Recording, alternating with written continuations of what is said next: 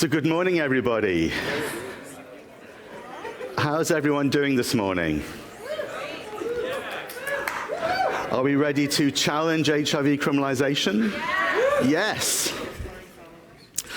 So on behalf of HIV Justice Worldwide, first of all, in case you don't know who I am, my name's Edwin J Bernard, and I'll let you guess what the J stands for.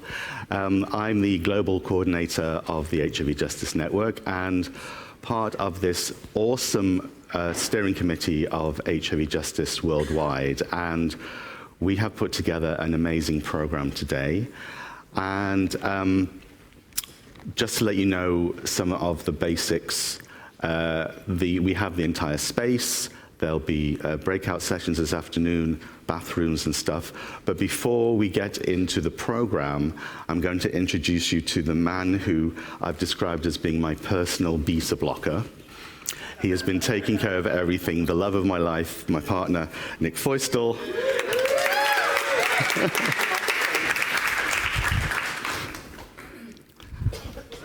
And he needs a microphone. Because, welcome to Beyond Blame, and this conference, all the sessions in this room will be live streamed to our YouTube channel. And we'd like to ask you at the beginning of each session to go to our YouTube channel, which you can reach via tiny.cc/HIV Justice. We don't have a nice URL for our channel yet because we don't have 100 subscribers yet. So if you'd like to subscribe to our YouTube channel, that would be great too. And then when you're there, you'll see the 4 sessions today already prepared. Session 1 is already live. And if you could just then share that right now to your Facebook, to your Twitter, to your social media. If you want to tweet, it's the hashtag Beyond Blame 2018. And do that at every beginning of every session so that we get as many viewers as possible. Thank you. Thanks, Nick. So, as I say, we have an incredibly packed program today. But before we start, I would like to introduce to you Laela and Naomi Wilding. They, of course, are Elizabeth Taylor's granddaughters and ambassadors to her foundation, the Elizabeth Taylor AIDS Foundation. Now, both Laela and Naomi work very hard to raise awareness and help support those of us who are working to challenge HIV criminalisation. Laela is so committed to the cause that last month she spent 4 entire days with us, several hundred activists at the HIV Is Not a Crime Training Academy in Indianapolis. And Naomi has hosted community dinners at her gallery to educate and engage influencers in the fight against HIV criminalisation. And both women regularly speak to media about the issue, travel regularly to Washington, D.C., to meet with representatives about changing these laws at the federal level. So without further ado, can I welcome Laela and Naomi Wilding.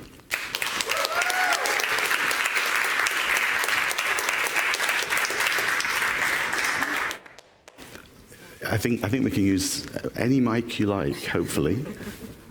Thank you. I'll hold it for you. I'll hold it. I'm Laela. I was fortunate to attend Beyond Blame in Durban 2 years ago with a team from the Elizabeth Taylor AIDS Foundation, including 2 of my cousins, Quinn, who's here with us today, and my 17-year-old son. At that time, the Elizabeth Taylor AIDS Foundation had a relatively new interest in becoming more involved with the anti-criminalization movement. I would say that attending Beyond Blame was a turning point for us as an organization and for me personally. Particularly moving was hearing the call from Kerry Thomas as he awoke in the middle of the night from his prison cell in the distant state of Idaho and called in to us in South Africa. Now, I don't need to go into his story right now, but I will say what we generally know. Hearing stories, true stories, particularly first-hand stories about living with HIV, is extremely powerful. In this world, we seek connection. We all seek the same things: to love and be loved, to be treated with dignity and respect, to find meaningful work, to take care of ourselves and others, to live in autonomy. All of these basic rights are at risk for people living with HIV in all corners of the world, mainly because of stigma. So let us all continue to do absolutely everything we can to break down the walls of stigma. I thank many people here in this room for telling their stories, including Ken Pinkela, for being so open-hearted, and for being a champion not only for this cause, but for living positively. And we are very, I agree. We are very appreciative at ETAF for those of us who have given us guidance around these issues. And I would say particularly thank you to Sean from the Sero Project for guiding us on the nuanced issues around HIV decriminalization. Learning about criminalization of people living with HIV has been so eye-opening and dismaying that we have shifted this cause to be the focus of our advocacy efforts.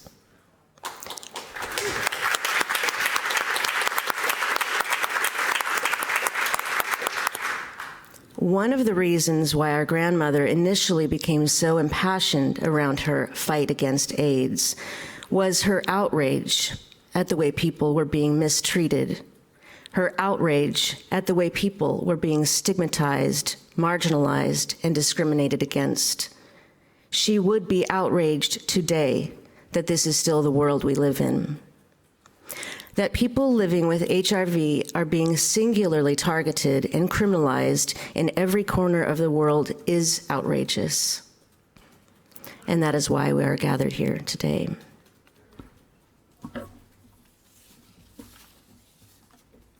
Thank you, Laela.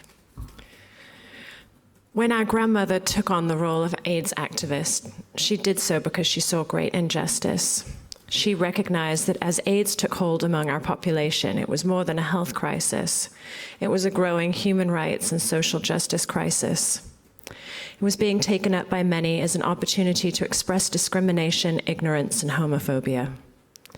These HIV-specific laws, established at the height of fear and confusion around AIDS, still exist long after developments in science have rendered them completely redundant and even counterproductive.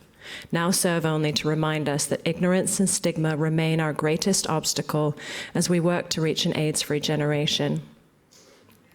Our grandmother attended the International AIDS Conference here in Amsterdam in 1992. 26 years later, we return to honor her legacy and continue fighting the injustice that inspired her to action. Thank you for inviting us to be part of this event. Laela and I, and all of us at the Elizabeth Taylor AIDS Foundation, look forward to learning more about how we can be of service on this issue and work together to eradicate these discriminating laws. Thank you. Thank you so much. Thank you. Thank you. So, I'd now like to invite onto the stage four incredible people. Chad Clarke, Marama Mullen, Ken Pinkela, and Ariel Sabillon.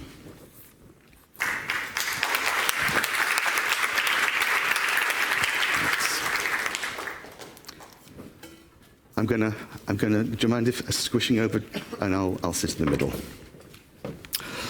So, we're going to talk about the lived experience of HIV criminalization because these four people have lived through it in lots of different ways. And I know all of you, some for longer than others. Marama, I think I've known you the longest. And your journey with HIV criminalization is also the longest journey. So you were telling me that today's a kind of special anniversary. Tell me about what happened 25 years ago today, and a little bit about the journey that leads you to this stage now. Yes, just in a few minutes if you can. Yeah, sure. Do we have mic? Oh, sorry, yes, everybody needs a mic, don't you? Kia ora koutou katoa. Ngā mihi nui kia koutou. My name, I'm Marama. I'm from Aotearoa, New Zealand. I'm an Indigenous woman of New Zealand. I like to acknowledge the Roma people and the Sami people of this area, and also all of those that belong to clans and different things before Christianity came along. So I like to acknowledge all of us because I'm Irish as well. Yes, 25 years ago I met someone who was travelling through New Zealand, and I had unprotected sex with him. And it was the 23rd of July, because it was the day we buried my uncle. And it changed my life forever. He became the first in New Zealand to be criminalised for infecting women with HIV. And I was 22 years old at the time, and I was pulled, this is what I looked like at the time, a long time ago, and I was pulled into this entire system, or systemic justice system, that felt that he needed to be locked up and put away. I was young, naive, and didn't really know what I had got myself involved with. I've since become an activist against criminalisation because I saw a ripple effect. I was just talking about it with my friend this morning. That little thing well, not little, but what happened in our country in New Zealand in 1993 had a ripple effect. And, you know, we've become one of the highest countries to actually criminalise people. And now I'm supporting people who have been locked up. And, yeah, so that's my 2 minutes. You can keep the mic if you like. In fact, there's a mic for everybody. Oh, okay. Big one. So, I mean, one of the things that Trying to get out of this seat. I don't need this. One of the things that I think is so is different about this panel than previous ones is that you were a witness. You were basically coerced in many ways to be a witness in a case, and the other three people on this panel have been on the other side, or are dealing with it on the other side, and yet there is this sense of solidarity right now. What was it that made you change your mind? I mean, at the time you didn't know that you shouldn't have done, been a witness. It was you were basically pressured into doing it. What was it that made you realise that actually HIV criminalisation wasn't the best idea? Well, I'd say that, I was very much traditionally raised in my culture, and really when you do something to someone to hurt somebody, for instance, or there's an injustice or something happens, and we would not really run to the police, run to the court system as such. We would like to sort it out amongst ourselves. And even now in the Pacific Island countries, they still do their own internal justice systems. And one of them we call is Moroz justice, and where I would have rather spoken to him and discussed these things, but I had no say in the process and what happened. I became the complainant by default. I tried to get out of it a couple of times, but I didn't have a say in it, and it really felt like a snowball that just rolled and rolled over the top of me because I didn't understand what was going on. I didn't know the long term. But what made me realise was that, coming from a country that's colonised by the Westminster system, it's not our way, it's not our concept, it's not how we deal with things. And I found it very hard to equal those types of, the teachings and the beliefs I was brought up with and what was happening to me, because really there was no winners. Nobody came out a winner. I didn't come out a winner, he didn't come out a winner. He was convicted. He served 5 years out of 7. He was convicted for grievous bodily harm, and then he was sent back to his country.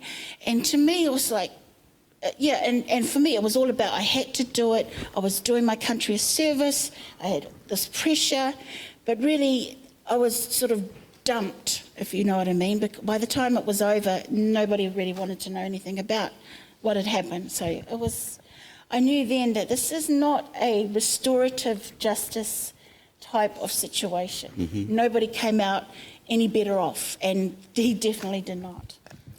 And since then, you've done so much to raise awareness of the problems of HIV criminalisation through your own organisation, ENA, through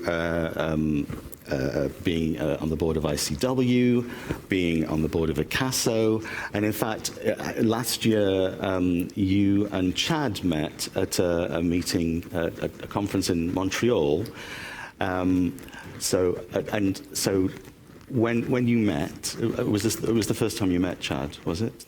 I think we met in New York, didn't we?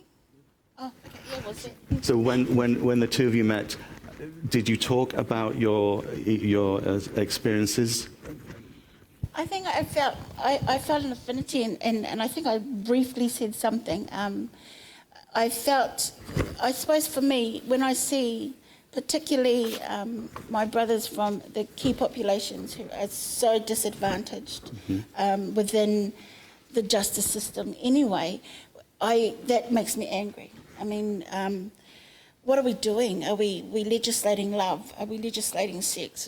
Who has the right to do those sorts of things? So when I heard Chad speak, I got up there and with the protest and Laurel and you know, we just wanted to make sure that and that's the affinity feeling I think you're trying to get me to get to. Is why I feel a solidarity with those that have been through the experience, because like I said, no one wins and we all end up being affected by it somehow. 25 years later, I'm still seen as a victim. And I'm going to tell you right now, I'm not no victim. Oh, no. And so I continuously need to, but I still get reported, like I was very publicly exposed in New Zealand, and I still get reported as being his victim, Peter Mulwai's victim. You know, that's, and I'm not, I'm Marama, and I am not a victim. So, no, absolutely. So Chad, you've described your experience of being prosecuted for non-disclosure in Canada as both a nightmare and a rebirth. Can you explain what you mean by that? The nightmare part, I would say, the Chad Clarke I was in 2009, that person will always remain inside that penitentiary, wishing jail. The rebirth is who I had to create, who I wanted to be when I got out. What was I going to do? Do I go back to a life of being a riffraff like I was at times, or do I appreciate the fact that I got a second chance in life? And that's what I chose to do, a second chance. I don't care if I have HIV. I'm Chad Clarke. I'm a dad. I'm a grandfather, believe it or not. I embrace everything. I love people, and if I can share my story and how I taught myself resilience, that's what I want to give back to everybody else, because I know there's other people that may come behind me. You know, in Canada, there's 220 people that we know that were criminally charged, convicted, and sentenced. I became an advocate while I was in prison because I had to tell people what I was in there for. You know, I was charged with aggravated sexual assault, and that I'm HIV positive. My brothers that were in the prison system with me, they didn't ridicule me. They all got it. And some of these people were career criminals, and they said, you don't belong here. You don't deserve to be here. That right there told me that there was people that supported me. And from that day on, I just became an advocate, and I said, I have to share my voice when I get out. And I'm going on 7 years that I've been out, and the last 3 years have been wow. Wow. I love all you guys for coming here and listening to somebody like me talk. No, it's fantastic, Chad. So, just to be clear, the law in Canada basically situates HIV non-disclosure as aggravated sexual assault and conflates it with other kinds of sexual assault. And one of the consequences is that you've had to register as a sex offender. For life. For life.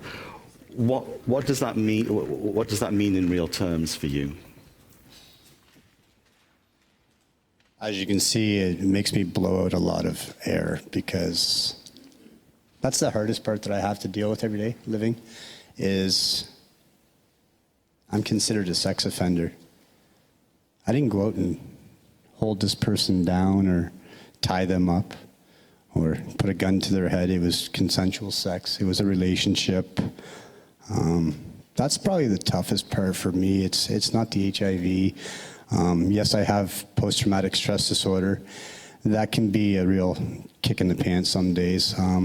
Some days, none of you want to come in this room with me. I'm a complete basket case. That's just my own thoughts. Other times, I'm good, but it's being on that sex registry that really burns a fire inside me, and come hell or high water, I'm going to challenge the Supreme Court of Canada, and I'm going to get that changed, because I'm not going nowhere. You know, we talk about 90, 90, 90, and I've made my own 90. I'm only 90% Chad right now. I will get to that 100% when that sex offender thing's taken off. And until then, I'm going to keep talking. Yeah. So can I talk to Ariel now? So we're saving you for last, Ken. So you are currently being investigated by your university under something called Title IX for sexual misconduct, for doing, I guess, allegations very similar to Chad. And I first heard that this was happening when I was with Sean Strub in Brighton in April. You reached out for some support. By June, you were on a panel with Ken and some other incredible criminalisation survivors at HIV is Not a Crime in Indianapolis. And now here you are in Amsterdam on this global stage.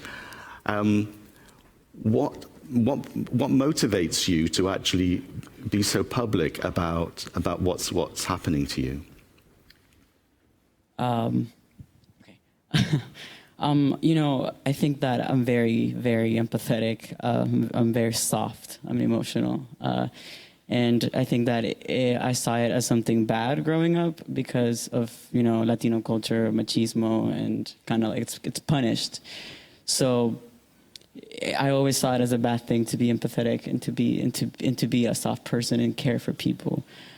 But, you know, when I went to college, I started learning about obvious, and this also happened in the Trump administration. Trump was elected when I just began my undergraduate degree in Florida, and I was just all these injustices that were happening, and all this talk about immigration. And you know, I'm from Honduras. I'm from Central America.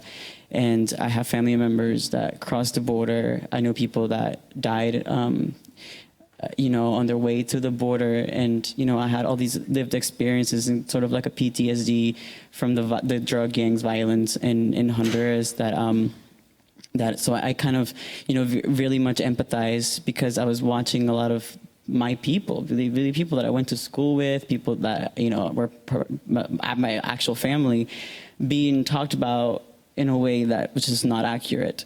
So I began reading more about social justice issues, racial issues, gender issues, queer issues, and taking classes and just kind of like getting deeper and deeper and deeper to whatever was going on, because I wanted to understand, you know, how can this be happening? What is this? Where is this rooted? Where did this come from? And yes, I was HIV positive during this whole time, but I didn't really address it just because to me, it really wasn't a big deal. I mean, I was undetectable. I was fine. I was healthy. Like, it didn't matter.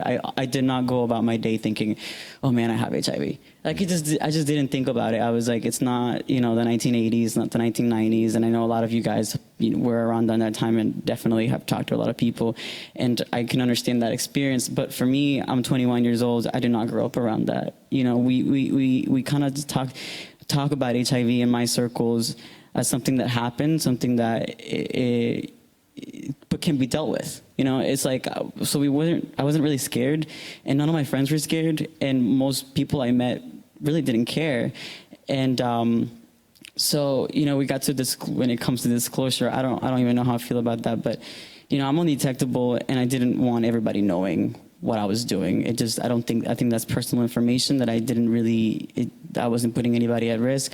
But I had met this guy, and we went out on a couple dates, you know, and we met up, and everything we did was consensual. I mean, he approved for literally everything, and in the records it was shown, you know, we asked each other questions, and he consented towards everything, and it was literally just oral sex. I mean, like, there's no risk, you know, we know that. So I was telling them, I was like, there's no risk, and then they're like, well, do you think you should disclose? Do you accept your responsibility? And you know, I had to say yes, because that's what they wanted to hear, but how I feel, it's honestly like, I don't think that I was in the wrong, but this experience just changed everything for me. I mean, it added another layer of the way that people are criminalized in the state of Florida. I mean, if we look at the incarceration rates in the state of Florida, it's insane, you know, how many people are being locked up. And before coming here, I was in a trial in Miami where a cop in Miami-Dade County shot a Colombian boy, 15-year-old boy, in the back 6 or 9 times, some crazy number like that. And then 2 years later, he killed himself because of the pain. And the cop got off free. So I was like, this is ridiculous. Why is this happening? And I think HIV criminalization, you know, and I'm hearing all you guys' stories and like how close I was to that. I was literally at the top. I mean, I had gotten a full ride to go to college. I was, you know, the first in my family, immigrant generation, just having a really good experience, and it all just kind of like bursted my bubble, you know, that it could really end like just like that, just somebody being pissed off at you. And I think that's just wrong, and I needed to do something about it. And you know, thankfully, I met Sean Strub and all the and everybody here, and a lot of people at HINAC, and have given me the opportunity and a platform. And I need to take advantage of that privilege and speak out for those who can't. And we so appreciate a social justice warrior at 21 in the future of advocacy. It's so fantastic to have you here. And you talked at the reason that I think that you've been able to be part of this platform is also because of the incredible support that has happened from the Sero project. And there is actually an HIV criminalization survivors network, which Ken is basically both a survivor and also running the network along with Cindy and Robert. And I mean, what Sero does is amazing. So I just want to talk to Ken now, because you've been on the stage, you've been on the global stage Beyond Blame 2 years ago. Your story is still unbelievable that you were accused of something that you couldn't even have done. You never even had sex with this person, and you're still fighting, and you lost everything, and you told your story so powerfully 2 years ago. What I want to ask now, though, Ken, is are there new developments still that could still see your name cleared? And you know, what can we do to help you? Yes. So that's kind of the new news. Understand the lawyers in the room. There's some things we can't say, but at least I know I can say that if you remember my story, I was convicted on my birthday. So this was my first year that I allowed myself to celebrate my birthday with high school friends. I have great high school friends I grew up with. And they drugged me out. But that very day, I got a contract from an extremely large law firm, the second largest law firm in DC. They took my case, and they've picked it up, which is amazing. Yep. And what's amazing about it is one of the partners, so a full partner at an extremely large law firm, they got it. And when I mean they got it, you know, you have these learned people, and I look at some lawyers looking at it right now. Yes, you, I can see you. Dear friends that I've met through all this networking. You know, when you have a senior person like this, someone who actually clerked for Justice Souter, so someone who clerked for a Supreme Court justice, you know, that's a pretty rare privilege on its own, and it speaks volumes of their intelligence and their capability. And you hear him say those things that you and I have said about, what is this thing? This thing, what is this HIV criminalization thing? I didn't know it was a thing. And that's all that these intelligent people can come up with, you know, as they try to grasp this mentally, that what happened to you? And you have a lawyer going, oh, wait a minute. How did you go to trial without investigation? How did you get convicted without evidence? And they try to get their head around it. And You know, I'm pretty lucky. I mean, it's been 6 years because of you. If people didn't know that, you're the one who brought me into this world when I reached out for help for the first time. You introduced me to Sean. You were the kingpin, and I'm very grateful for that, by the way. When you hear these people look at and understand that there are people around the world, whether it's me or anywhere, being criminalized for just living with a virus, and then they start peeling back the onion and realizing that the system that they have given their life to, standing up for justice and rights, and they are seeing on paper how it's abused, and personal prejudices and discriminations are used in a court of law against someone just because they don't look like you, they don't dress like you, they don't speak like you, they wear something different than you, or for me, you know, as the last gay guy out of the military, they wanted the last, my words, you know, get the last fag out of the building. I heard that a few times. Didn't matter, I was a colonel, didn't matter my position. They wanted the last gay guy out of the building. And then the HIV thing, it was a thing to them, it was a target. Yeah, but that's pretty, it's amazing, 6 years of screaming and yelling, and finally, time is on my side, and they've picked it up and went, wait a minute, something bad happened. We need to look at this, so, yeah. Well, I just want to honor you and Ariel and Marama and Chad and any other survivors or people who've had interaction with the criminal justice system in this room, and the many thousands, of course, who are currently incarcerated, those who can't be here, those whose lives have been harmed forever. I just want to thank you so much. I wish there were more time. Please, if you have questions, I'm sure during the break you can hang out. But for now, thank you all very much indeed.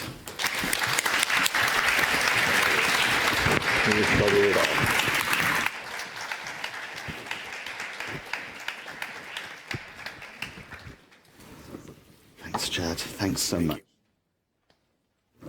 So, I am now going to give you a little bit of an overview of where we are globally with this movement to end HIV criminalization. Where are we now? So, we have come an awfully long way since, I guess since, well, 10 years really. I started blogging about this in 2007. There were people working on this in small numbers around the world, particularly in the US and Canada. But none of us were connected, and none of us really understood just how devastating this issue is, not just to individuals, but to the HIV response. So, next slide, please. We have, just so you know what we're talking about, I'm sure all of you know what we're talking about. What's HIV criminalization? Too many people living with HIV are being convicted of crimes contrary to international guidelines on HIV and human rights, as well as contrary to scientific evidence, medical evidence, and best public health advice. And that's why we're here. But how did we get here? It's been a long journey. So next slide, I want to show you what's going on around the world right now. The problem is, even though the movement has grown and we are all here together, unfortunately laws keep getting passed. We have victories too, but right now we have 100 jurisdictions in 73 countries with HIV-specific criminal laws. And 2 new laws have been passed in the last couple of years in Bahrain and El Salvador, and there are 2 that are currently being proposed in Chile and Nepal. But HIV-specific laws that's not the only story. In fact, if we go to the next slide, you can see where cases have happened all over the world, and you can see that, in fact, you don't need an HIV-specific law, as Marama and Chad have already said. In their countries, it was the general law, grievous bodily harm, aggravated sexual assault. And we've now tracked 76 countries where there have been cases where there's ever been either the use of specific laws or general laws.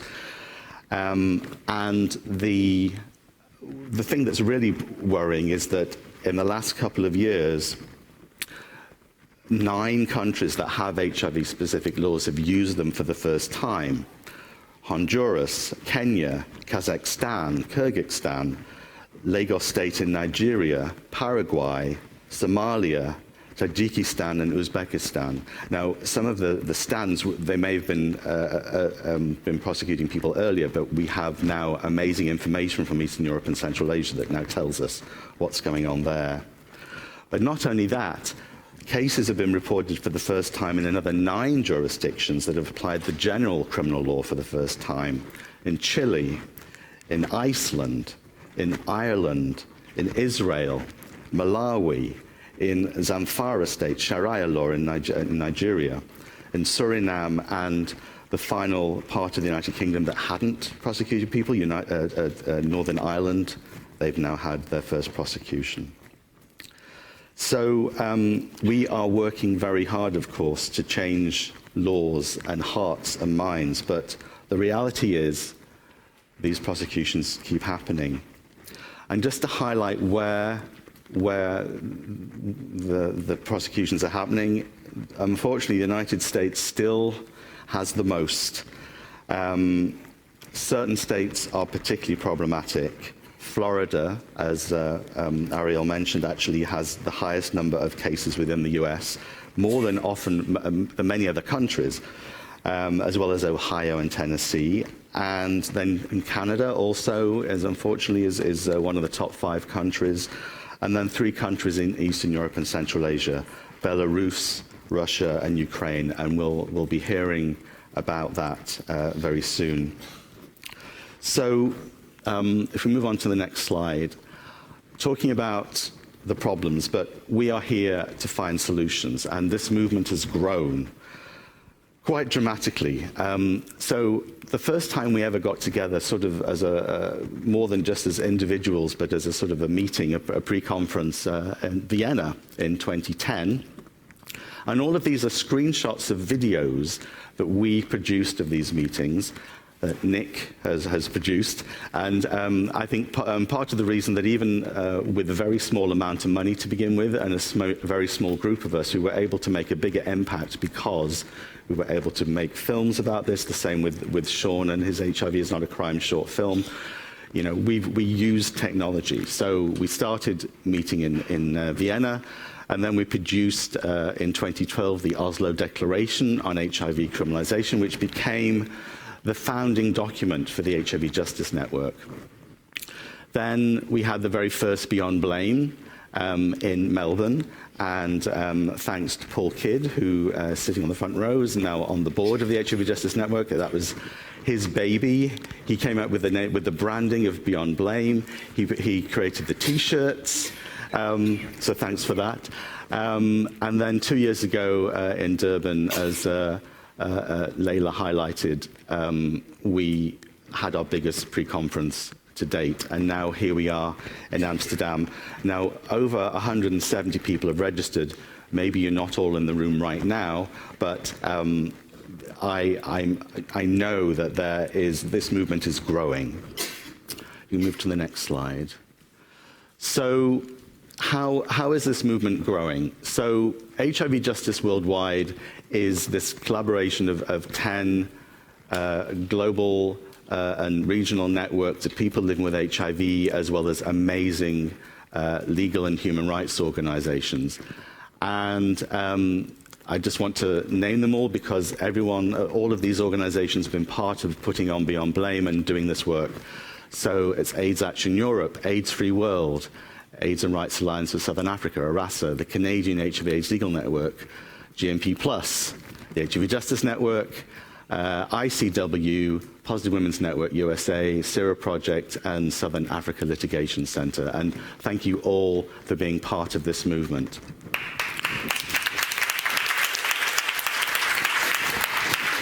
But this movement also wouldn't happen without funding, without money. I blogged about this unfunded for 4 years, and then I got a little bit of money to start the HIV Justice Network, a tiny amount. But thanks to the Robert Carr Fund for Civil Society Networks, it's enabled us to really grow this movement. And we've had, we're now almost through the end of the third year of a 3-year funding cycle. And it's made such a huge difference. It's basically been allowed us to put on the Beyond Blames, completely funded by RCNF. We're about to apply for another 3 years. Let's hope that happens. Let's hope the money actually not just comes in, but increases, and that more funders, more people understand that this movement can't grow without money.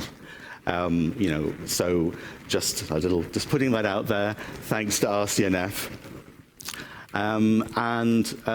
Is there one more slide? Okay, yes, so just wanted to highlight a few of the milestones since our last, really in the last year. You can actually go to hivjusticeworldwide.org milestones. You can see all the amazing things that we have achieved since HIV Justice Worldwide was formed 2.5 years ago.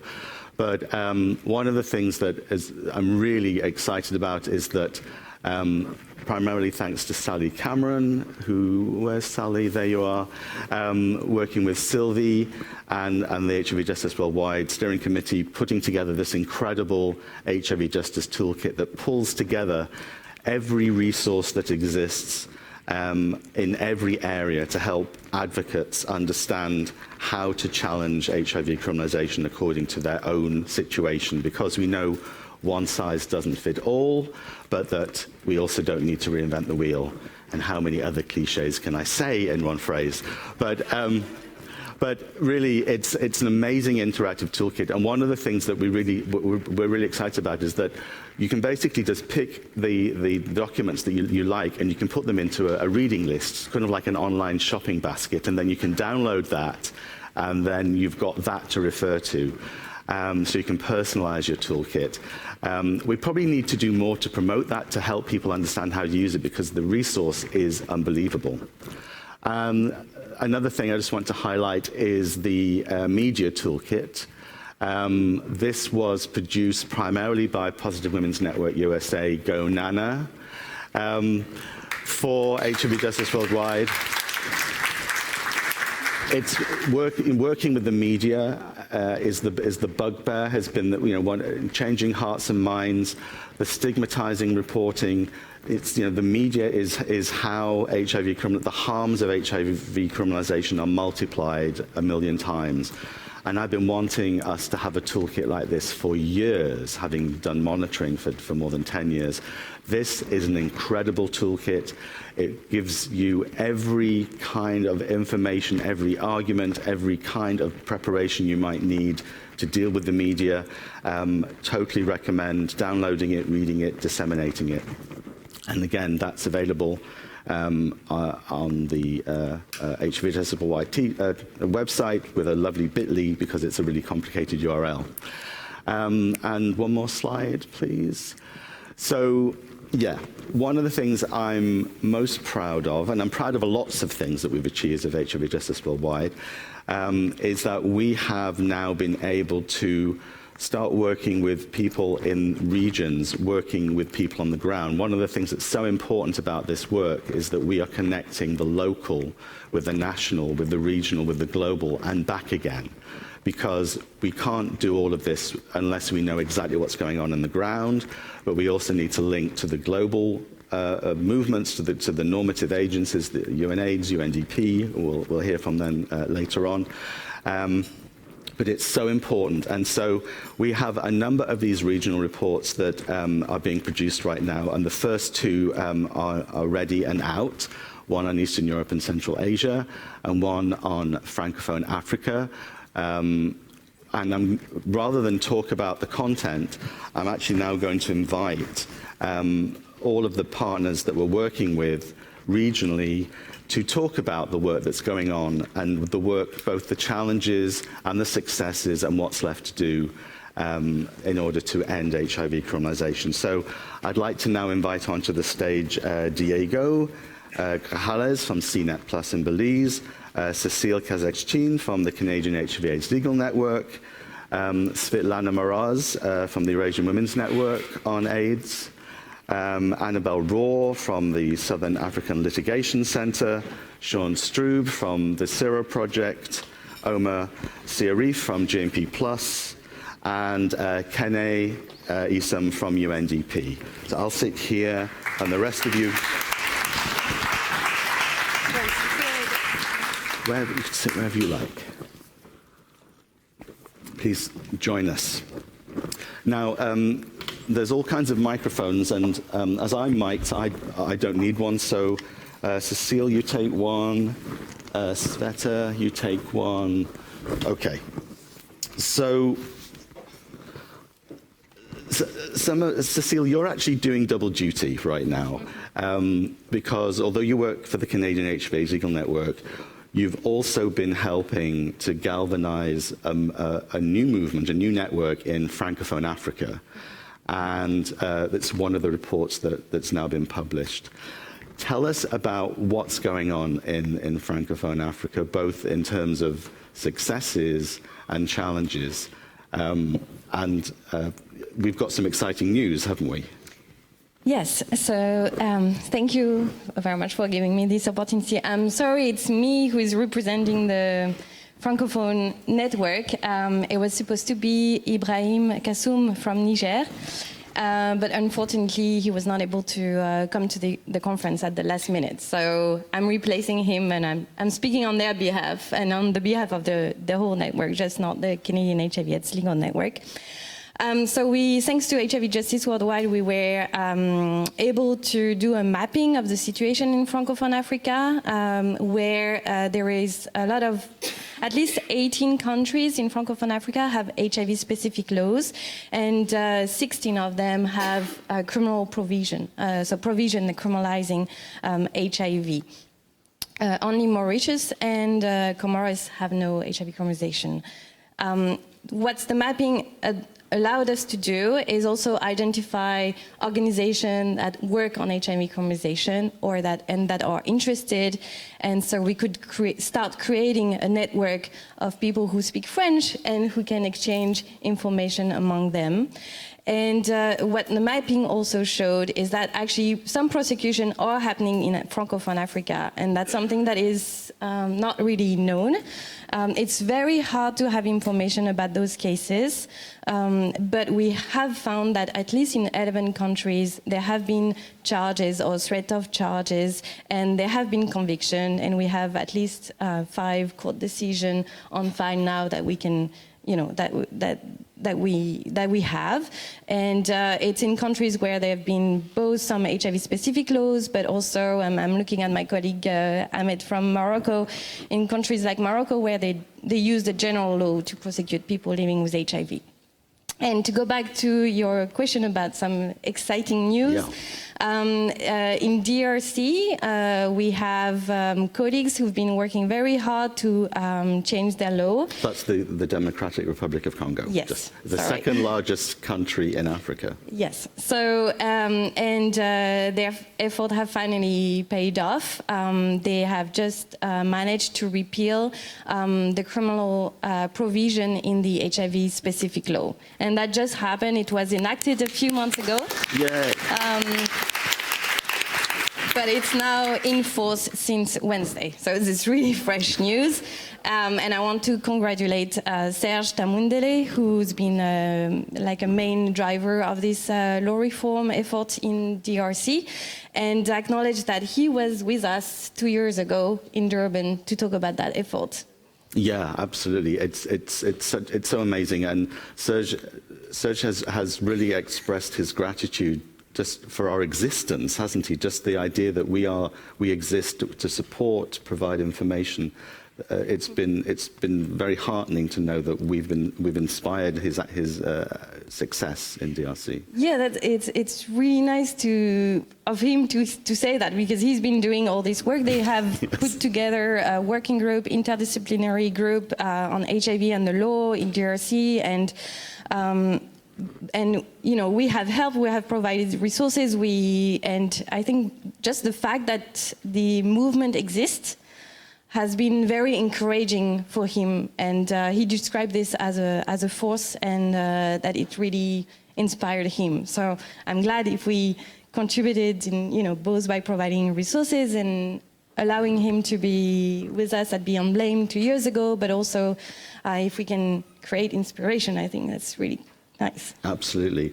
So I'm now going to move to the other end of the row, but stay in the same continent, to Annabel Rohr to talk about some of the remarkable successes that we've seen in Anglophone Africa, of which, you know, you and Arasa in particular have played a large role. Tell us about some of the I mean, it was a challenge, obviously, but we've had some great successes. So it started in about 2016 in Malawi. We saw a very unfortunate prosecution against a woman living with HIV who was on antiretroviral treatment, and she was convicted of a crime under a general law for breastfeeding a child, despite the contrary policy in Malawi. And through this work, Arasa actually gave some expert evidence in her appeal, which SALC supported. And I think the appeal process, because we were able to involve women living with HIV in guiding us in our response, it really set up a group of activists who were very alive to actually what these laws meant and how they targeted women disproportionately in our region. So the case ultimately was successful, and the victim of prosecution, or the survivor of prosecution, was her appeal was successful. Shortly afterwards, though, last year in May, the Ministry of Health in Malawi proposed a new bill that would further and more specifically criminalize HIV exposure, transmission, and non-disclosure.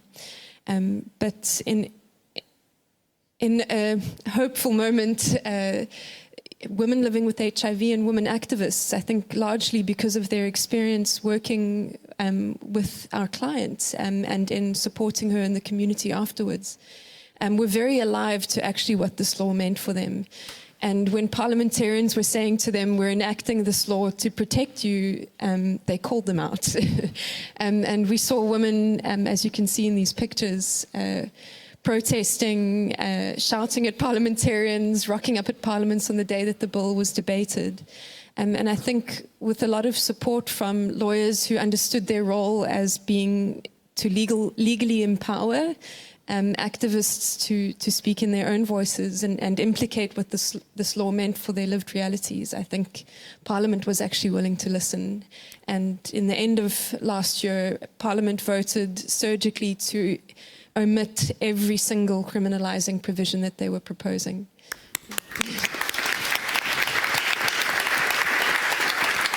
And that is a remarkable achievement. That law had been discussed since 2008, and in fact, it's the norm in that region to have an HIV-specific omnibus law that has problematic HIV criminalization statutes in it. So the idea that Malawi has bucked the trend, we hope will also now to start to influence advocacy that's going on in the region, to remove those problematic provisions from the other 30 countries in sub-Saharan Africa that have HIV-specific criminal laws. So that is remarkable. But I just also want to highlight that Zimbabwe is the only country on our map that we have as a hotspot. That we won't actually be showing, it's embargoed, the hotspots until Tuesday, that's tomorrow. We'll have a poster that shows where the criminalization hotspots are. It's going to be no surprise, unfortunately, that most of them are Eastern Europe and Central Asia, and we'll come to Sveta in a minute about that. But Zimbabwe is a hotspot. Despite having over 1 million people living with HIV, they've had so many prosecutions that they still get into this per capita per 1,000 prosecutions. So there's a lot of challenges left to do in the region. And Zimbabwe had the first HIV criminalization law on the continent in 2000, and since then it's snowballed, but we're now seeing a change. I want to now move over to Sean, because there's been some other successes across the world in both the US and also in neighboring Mexico. Tell us about some of the ways that laws have been modernized or repealed or changed in the United States in the last couple of years. We've had 4 states in recent years who've modernized their statutes, each in different ways: Illinois, Iowa, Colorado, and California. I kind of view those as learning experiences because they were the first, and what we've learned in each state has informed the advocacy in other states. And we have bills pending in a number of states now. Kamaria Laffrey here is Sero's coordinator in Florida, and we've been working in Florida and had a bill proposed for several years, and are really gearing up for another big effort this year. I think Alejandro from Equality Florida is here somewhere as well, over here. We've really created a great partnership with a whole bunch of organizations in Florida that's created a coalition for that. In Missouri as well, we've had 2 bills pending in Missouri, an effort led by Empower Missouri. And in Michigan, we're very close to getting a bill out of a House committee, the Health Policy Committee in the House, that had been delayed largely because of one member of the Health Policy Committee who was a physician and at one time was, somewhat knowledgeable about the epidemic, and many of his colleagues looked to him for guidance on anything HIV related.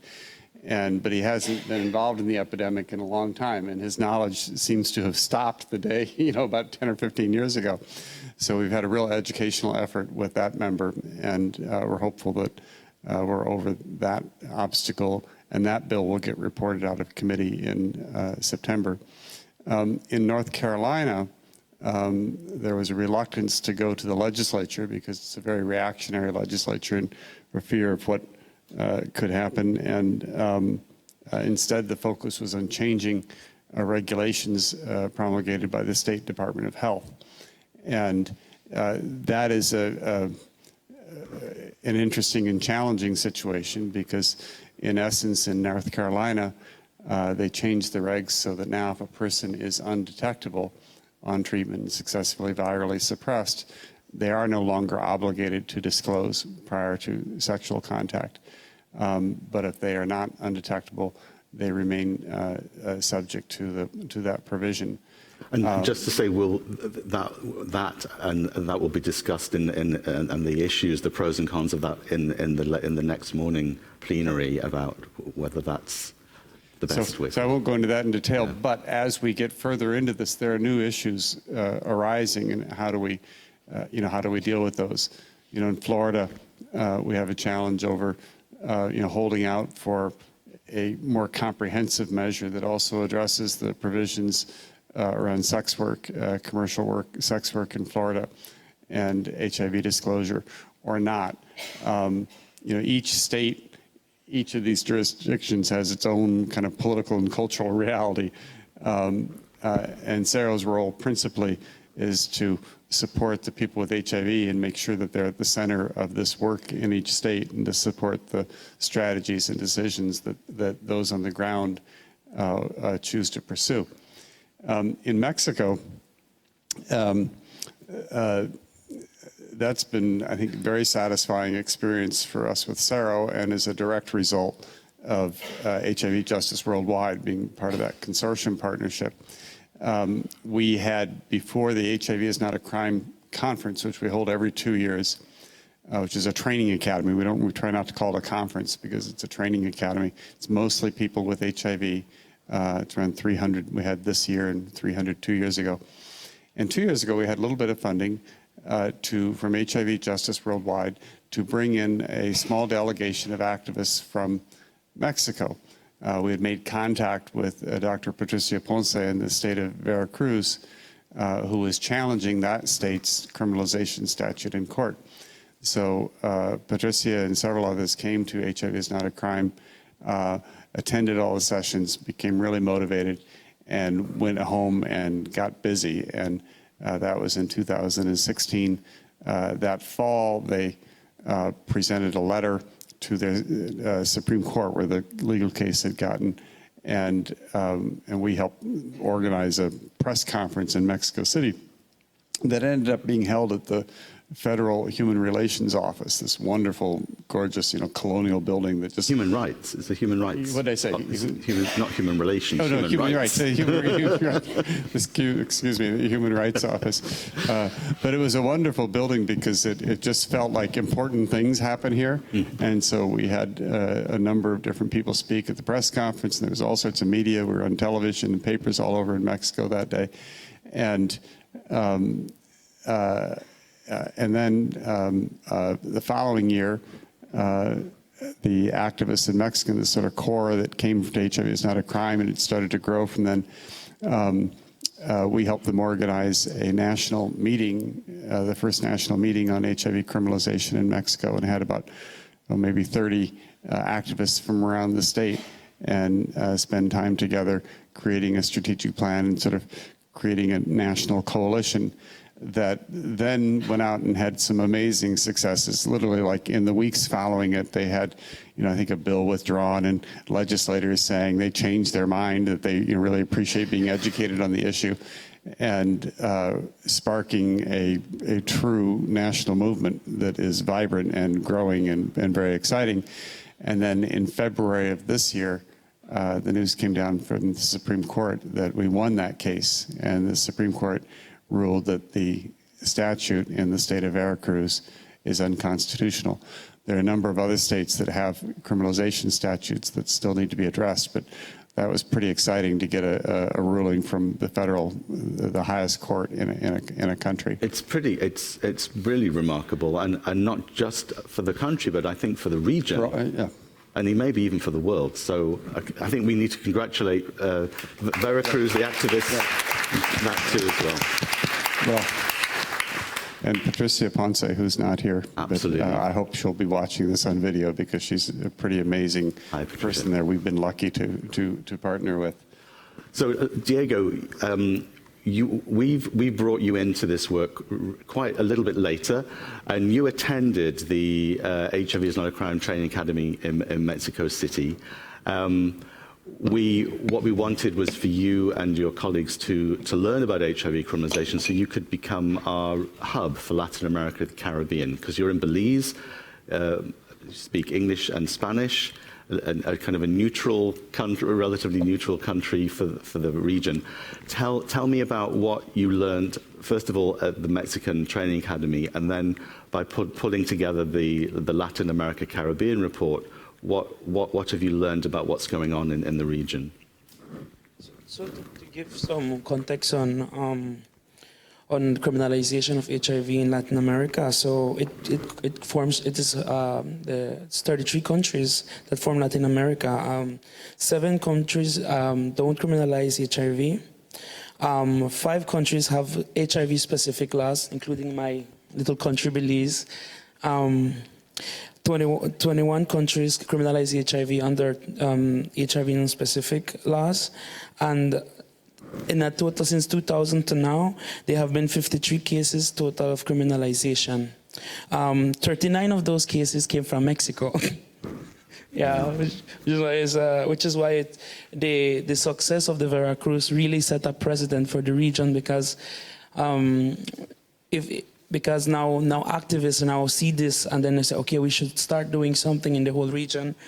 And the rest of the cases were within 10 countries that have actually implemented. And recently in the Caribbean, the first country that has done it is Suriname. Also, Suriname is in South America, but politically they identify as Caribbean. And they criminalized a 39-year-old woman for transmitting HIV to her partner. That was some of my that's how the reality looks. What I learned that HIV is not a crime. So I just started working on HIV on criminalization last year in around September. And it really inspired me because because one of the realities in the region that a lot of networks are not prioritizing this. Because in many countries, the law is there, but nobody ever uses it, like in Belize, for example. And what really opened my eye is when I was there in Mexico and they started talking about all these cases, and you realize that not because it doesn't affect you means it's not a problem. And that's what really has inspired me to do this. When I came back from Mexico, I was infuriated by how can this be? Like, how can my country have criminalized its own people? How can a country not recognize the human rights of a person? Why must then, as a person living with HIV, be responsible for the health of others? Why other people can't take responsibility for their own health? It really puts a pressure on persons living with HIV. And so that really inspired me to start working. And I must say to the partners here that I deeply appreciate the confidence you guys have put in us to carry out the criminalization report. The criminalization report, and as well as be the hub for Latin America and the Caribbean. Well, it's Diego. Again, we have faith in youth. You're 28? 26. 26, and the executive director of the PLH collaborative network of persons with HIV, the only network in Belize that. Yeah. So you're the future, and we need to invest in the future. So thank you for being part of our work too. I want to if you can hand the mic to Sveta.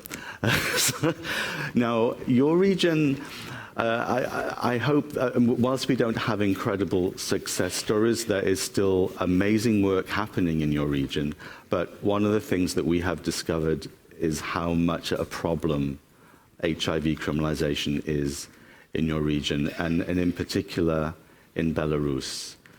Can you tell us about what's going on in Belarus, in Russia, in Ukraine? These are the three countries in the region where we're seeing high numbers of prosecutions, but Belarus by far seems to have a very worrying number. Yes, thank you, Edwin, for invitation, and also HIV Justice for give us this opportunity to be part of the global movement to address HIV criminalization.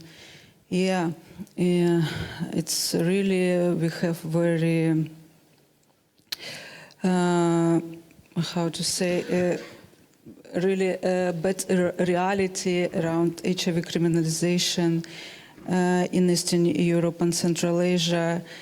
And first of all, for us it was a very new and very important experience of being involved in HIV criminalization scheme.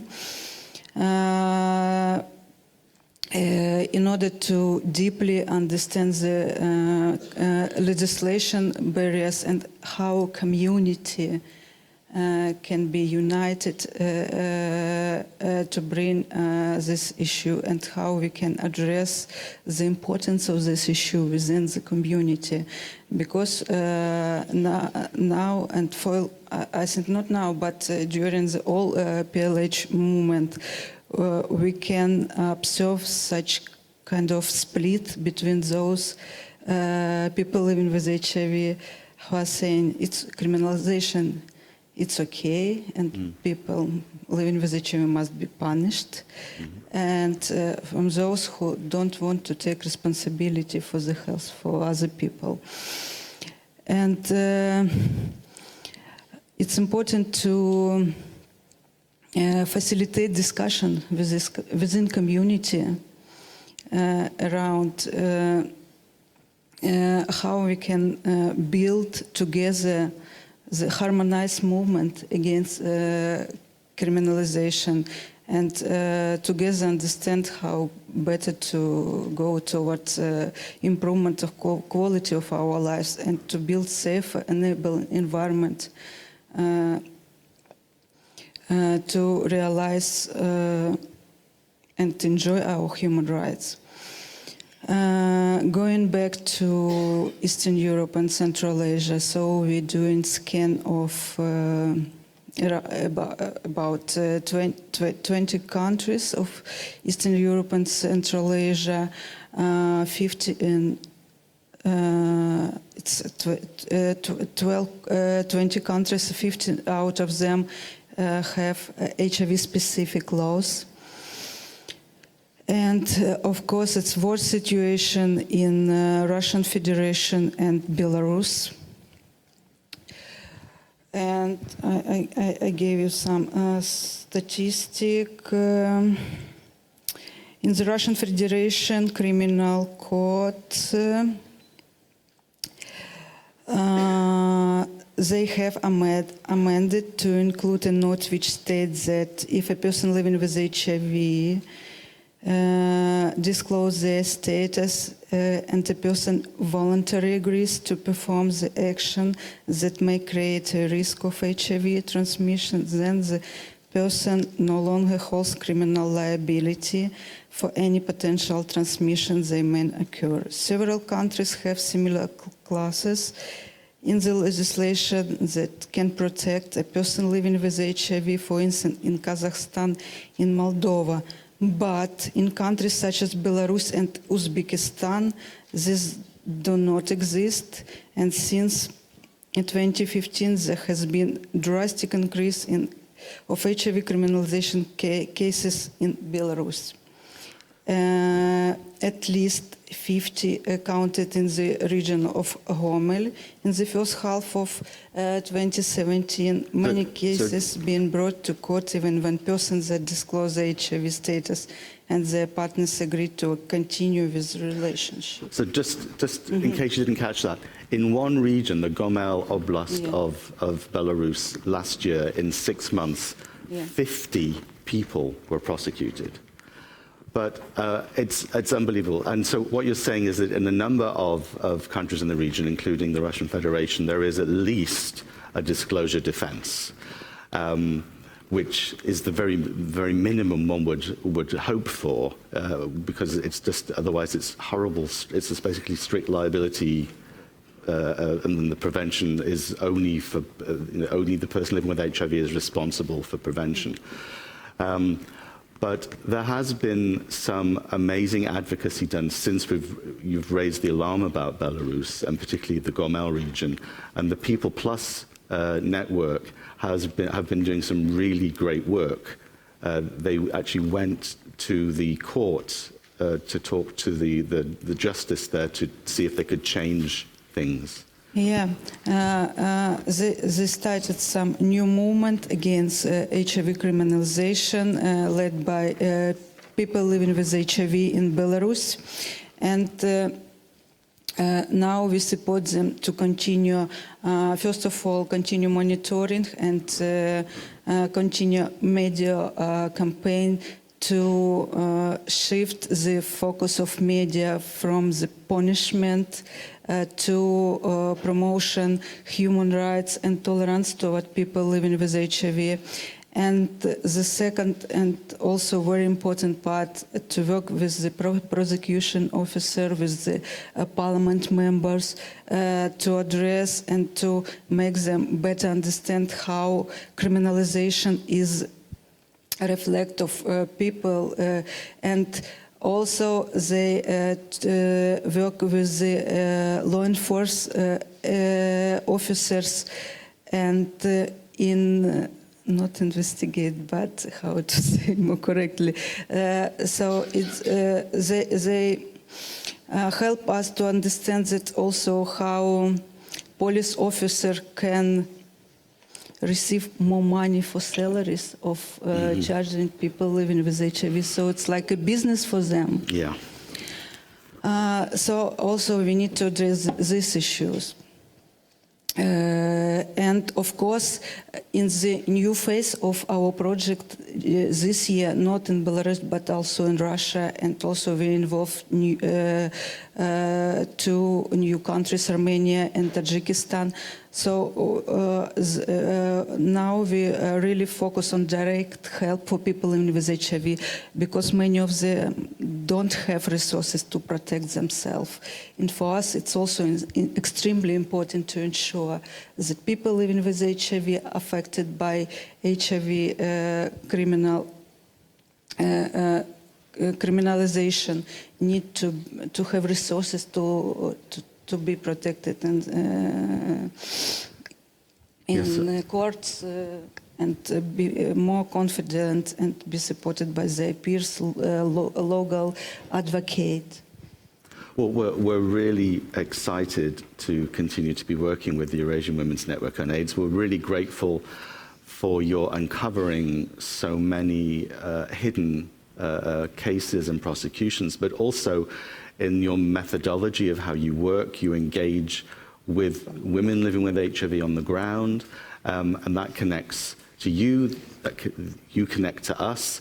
We then bring in the big guns, the UNAIDS, the UNDP if necessarily, and there's also back channel conversations, and this then will of course hopefully help the people of the region, particularly the women of the region who are disproportionately impacted by HIV criminalization. So I'm so excited, and thank you again for sharing what is sometimes quite disturbing and makes me so angry to hear about what's going on, but together we can work and make things better.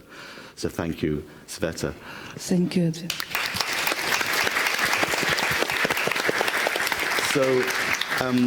So Omar, GMP Plus is playing a really an important role in HIV Justice Worldwide. You actually linked us both with Sveta and with Diego, and you yourself are now have done a scan for Asia. Again, an area we perhaps have known not so much about, the issue of HIV criminalization. Tell us what you found doing your regional scan for Asia on HIV criminalization. Yes, in Asia, I should say that we're a bit behind on this issue. So when I joined GNP Plus last year, we decided to start doing the mapping in Asia region on HIV criminalization issue, and we found that we did a rapid assessment thing in 10 countries, and in general we found that most of those countries have a criminalization under their public health, which generally imposed to the transmission of infectious disease. But there's also some very concerning situation which happening, like what happening recently in Nepal, where the parliament just recently passed the new provision under the criminal code. Again, there's two provisions that they just passed. One is for criminalization for transmission of infectious disease, but they also have provisions specifically on HIV and hepatitis B.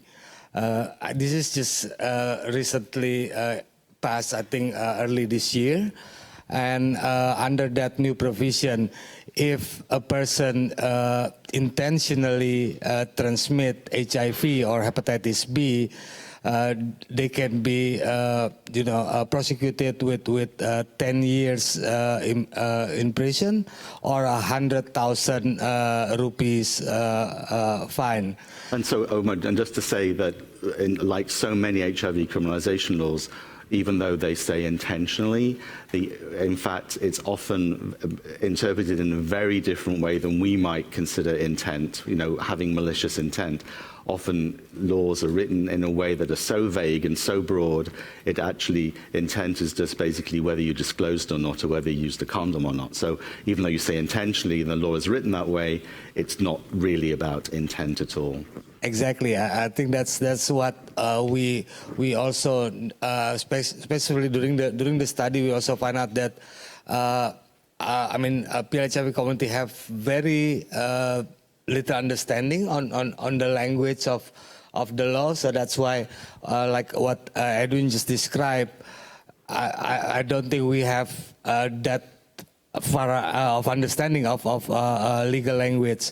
And coming back to the situation in Nepal, I think that this is something that we need to be aware, because this is not happening only in Nepal.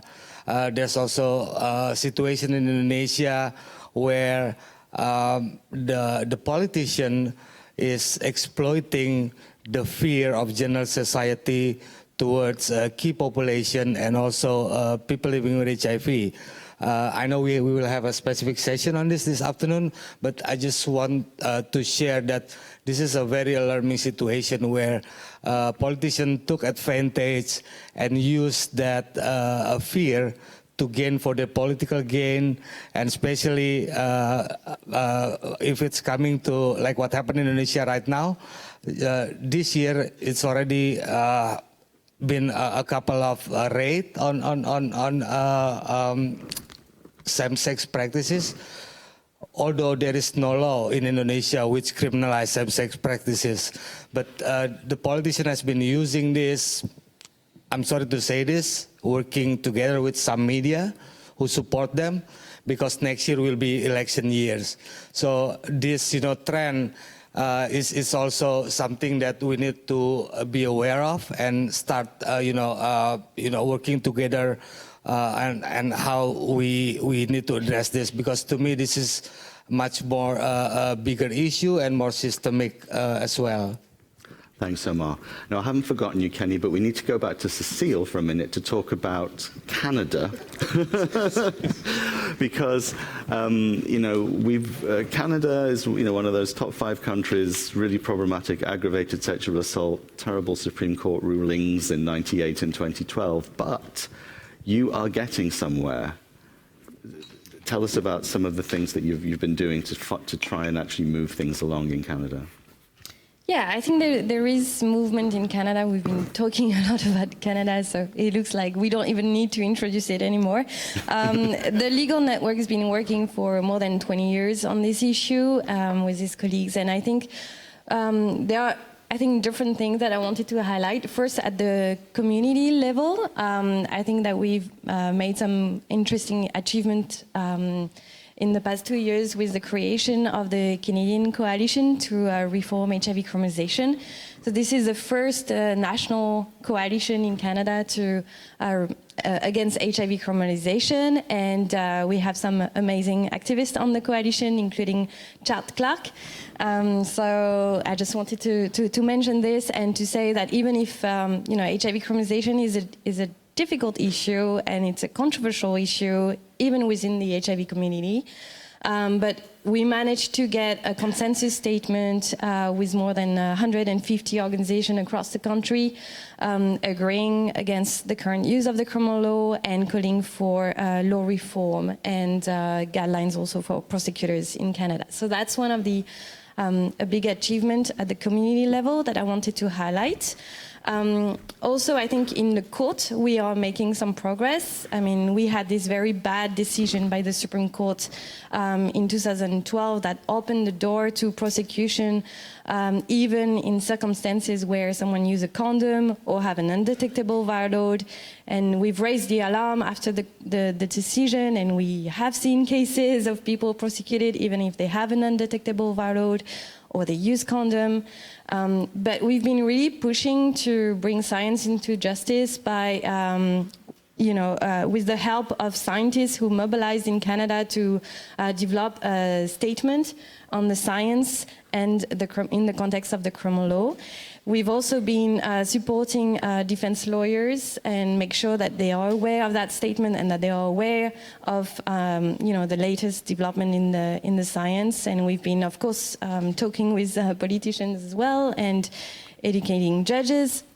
And I think this is paying off. There have been several court decisions at trial level and at the appeal level recognizing that there must be some limit, at least based on the science, around especially the viral load. So there is a growing recognition in Canada that having an undetectable viral load should be at least one of the limits to HIV criminalization.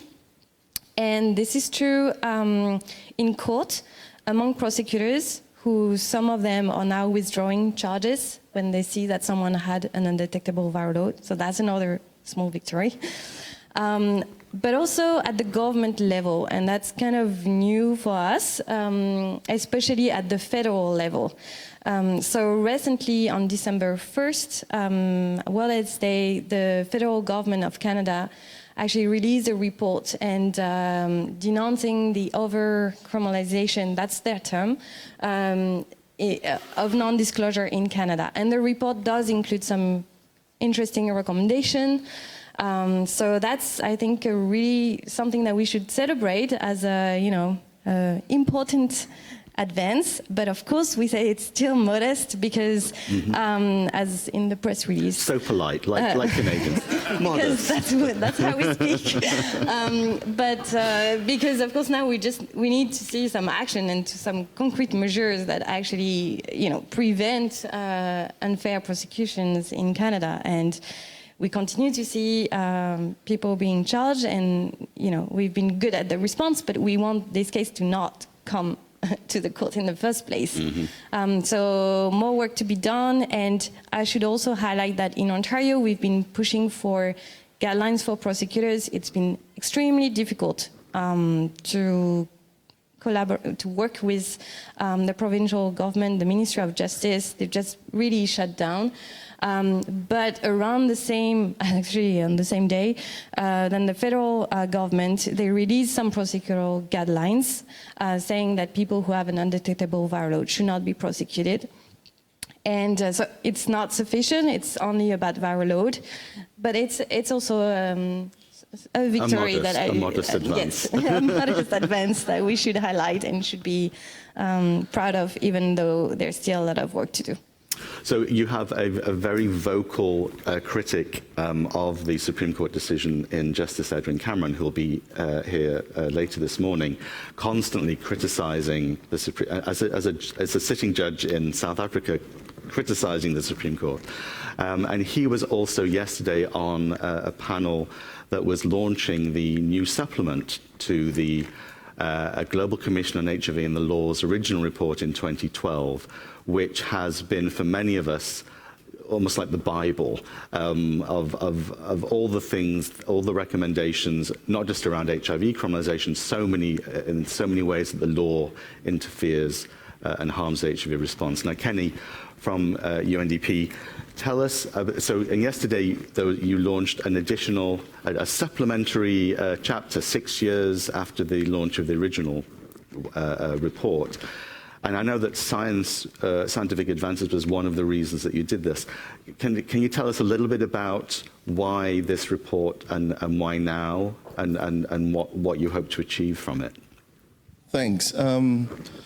So it's been 6 years since the original report, and that report, from all of the reports we've gotten back and tracking how it's been used, it's been a really powerful tool for fighting HIV criminalization, but also discriminatory and punitive laws, practices, and policies that impede the HIV response. 6 years after that report, a lot has changed in the context. We know a lot more now about HIV-related scientific developments, better tools at our disposal. We've seen how different jurisdictions and different actors have taken action in different countries to change the law to improve practice within healthcare, within law enforcement. And these have created the impetus to look again at the recommendations, because the 2012 report has been used by a number of governments to take steps to improve the legal and human rights environment as it relates to HIV and the law. 89 countries from our count, where UNDP and UN agencies have supported governments directly to advance the recommendations in the first report.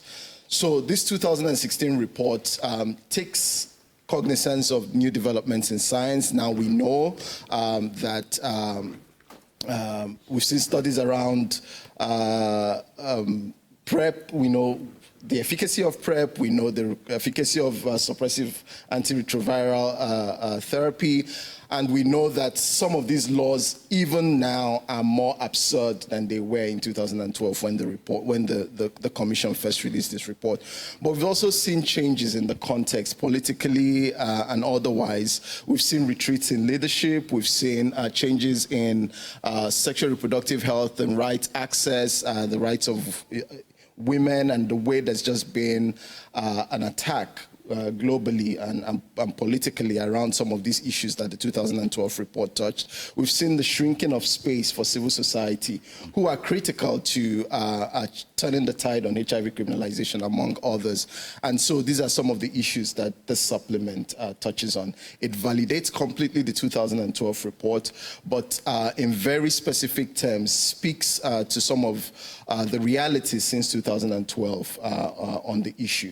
And so, for instance, specifically on criminalization, the Commission in this supplement speaks about the need for the best available scientific evidence to inform prosecutions, to inform any interaction between the law where HIV status is an issue. And it makes recommendations about how HIV status should not be used discriminatorily to impact on pretrial detention, to impact on parole conditions, or even the life of people who have served terms where there has been prosecution. And one of the other, I think, really important recommendations, which I highlighted yesterday, is that, of course, since 1998, it's been recommended by all the global normative agencies not to have HIV-specific laws. And a lot of countries now are taking that to heart, but one of the problems is that they're actually broadening the remit of the general laws and potentially making things worse, not just for people with HIV, but adding in TB and hepatitis C by using general laws, or by changing things in a way that, we're not stigmatizing anymore. And that's something that we really need to be careful about, and it's good to see that recommendation in there. And I just wanted to now get a show of hands from all of you here and on the panel. How many have you actually used the recommendations of the Global Commission on HIV and the law in your advocacy? How useful has it been? That's quite a lot of you. Obviously, the supplement only came out yesterday. You can download it from... It's available on the website, hivlawcommission.org /supplement. So hopefully the supplement will also, will be able to provide additional arguments and evidence to support us in our work. Now, we have about 20 minutes left of this panel. I just want to let those of you watching online that if you have any questions or comments, you can tweet them to using the hashtag BeyondBlame2018. And Paul Kidd is our Twitter monitor, and if anything comes through. But we couldn't get everybody involved in HIV Justice Worldwide here on the panel. There are a number of you in the room who are doing amazing work. We also haven't covered the issue of the region that we're currently in, Western Europe, and I know there's a number of you in here, and we've had some changes in law and policy in Sweden and in Norway, and some other changes and difficulties and advances in other parts of Western Europe. So it'd be good to hear from, if we could get our volunteer mic runners, there's 2 mics here, and it would be good to hear from you about what's going on in your country or in your region, and particularly share positive news, or highlight something that you perhaps would like those of us at HIV Justice Worldwide to support you on. And so, while we're waiting for a show of hands for that, we have a couple of people. So Andreas from Sweden, and this. I saw also this gentleman down here had his hand up. So Andreas, if you want to go first. Sure. Yeah. I'll stand up. I've been sitting just a few days now. So, Andreas, I'm from RFSU, the Swedish Association for Sexuality Education.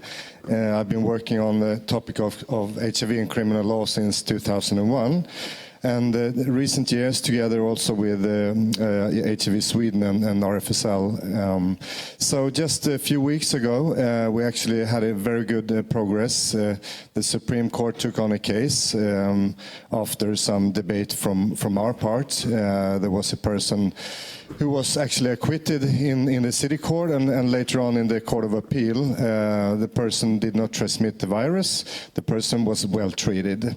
So the success for us was basically the position statement from the authorities in 2013 saying that, well, the risk of transmission from a person living with HIV is minimum if you're well treated, which, I mean, Sweden was the first official country to fulfill the 1990 targets from UNAIDS.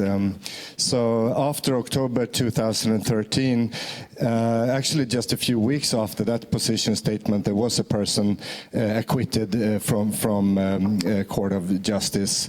But after that, we have seen a few more cases where some people have been convicted and some people have been acquitted. So for us, it was really important to have a new precedent. The last precedent was from 2004, where the Supreme Court said actually, well, yes, there is well-functioning treatment, but we can't really be sure. But now with the position statement from the Swedish authorities in 2013, we really wanted a new precedent, and now we got it, so we are very happy with that. I mean, that doesn't solve all the problems, but it's a really good progress, and it's a really big win, I would say. I agree, Andres. So your neighbour, Norway, I mean, so Matthew Weert, who's here, has done an awful lot of work highlighting the particular problems of HIV criminalisation in the Nordic region, and how over the last few years we used to highlight, you know, Sweden and Norway as having some of the most problematic laws. Who could believe Sweden? And you know, highest per capita. And now, you know, you've after many years you're seeing positive change, and I think that deserves congratulations. Thank you to all of us. Yeah, thanks. And just adding, I mean, we have a Communicable Disease Act, which also has sort of incarcerated or forced people to isolation. I would say more than 80 cases. So adding on the criminal law cases, we have had at least 140-50 cases approximately. And also what's good with the position statement is that according to the Communicable Disease Act, previously you've been forced to inform about your HIV status before having sex. Now with the position statement, and if you're well treated, you don't have to inform, or the duty to inform about your HIV status. You have to use a condom, but you don't have to reveal your HIV status, which is good also. Yes, I mean the system in Sweden was so overly controlling, and you know the European Court of Human Rights actually made a ruling against Sweden a number of years ago. So things have gone from a very difficult place to a much improved place, but we still know that there's more work to be done, particularly around how migrants and people who are not linked to care, who couldn't have an undetectable viral load, and that's something that still won't be protected from these changes. That's something, again, we'll talk about more in the later morning session. Now, I saw you had your hand up too. There's lots of people. Okay, well, maybe I'll just leave it to the mic runners to hand a mic to whoever they see. But if you'd like to go next, and then. Hi, my name is Vikas Parwani. I'm from the HIV/AIDS Legal Centre in Sydney, Australia. So last year, New South Wales, where Sydney is located, was the last state to end the requirement that a person has to disclose their HIV status to a sexual partner. So that was something that we'd been advocating for a long time. And while the change in law wasn't exactly what we advocated for, it's come a long way. So now in New South Wales, the only requirement is that you have to take reasonable precautions to not transmit a sexually transmissible infection to someone. And does that include PrEP? So there's been guidelines that have been put out by the Ministry of Health. So far, the guidelines have made some reference to PrEP and to having an undetectable viral load or to the use of condoms. But the law doesn't specifically define what reasonable precautions means. So we're advising everyone to just go to their medical doctor and to ask them what is reasonable precautions in their case. And then that can sort of help the risk of any prosecutions in the future. What we had advocated for is removal of all criminal liability. That hasn't happened in New South Wales yet, but we're working with a large number of HIV advocates and organizations to make sure that we're in the right place in the future. So. Well, that's good to hear. I mean, obviously, since the removal of the HIV-specific law in Victoria, there has been some, which is amazing. But I think there's a number of posters being presented tomorrow about sometimes there are unintended consequences, and there's still there's the issue of the spitting laws that are still being passed. So there's still a battle to be had, even in what is considered to be a very civilized country. I mean, maybe not as civilized as Canada, but then look how bad Canada is. It's all our fault. It's the Commonwealth. I'm sorry. I apologize on behalf of what happened, what the United Kingdom has done to the world. Okay. Perfect time for someone from the United Kingdom to speak, I think. We'll blame you as well then. So, sorry, I'm Kat Smithson from the National AIDS Trust, and thank you, everyone who's spoken, including yourself. It's been absolutely fascinating. So, in the UK, we are at a point where our prosecutions are done under laws that were passed in the 19th century for grievous bodily harm, and we have two laws, one that is around the reckless transmission of HIV, and one that is around intentional transmission, so transmission with malicious intent. And until this year, there had never been a conviction for intentional transmission, but that is not the case anymore.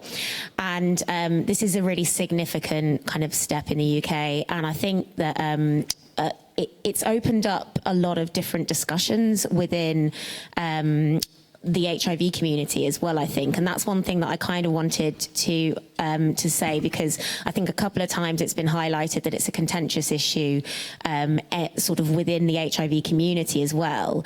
And as an organisation that works solely around advocacy in the UK, we've been incredibly aware that there is a need, I think, to restart the conversation again within the HIV community in the UK, and think about, okay, re-establishing our position around criminalisation and re-establishing our main arguments and the way we talk about it. This case was a particularly kind of difficult case. It was covered a lot in the media.